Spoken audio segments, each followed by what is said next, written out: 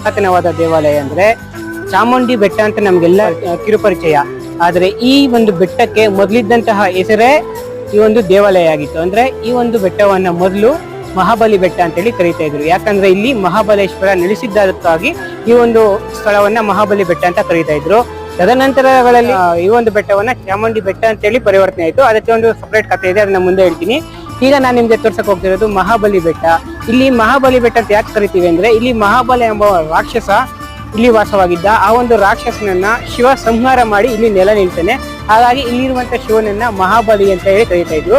ಹಾಗೂ ಈ ಬೆಟ್ಟವನ್ನ ಮಹಾಬಲಿಪುರ ಬೆಟ್ಟ ಅಂತ ಹೇಳಿ ಕರೀತಾ ಇದ್ರು. ಮತ್ತೆ ಮೈಸೂರನ್ನ ಮಹಾಬಲಿಪುರ ಅಂತ ಕರೀತಾ ಇದ್ರು.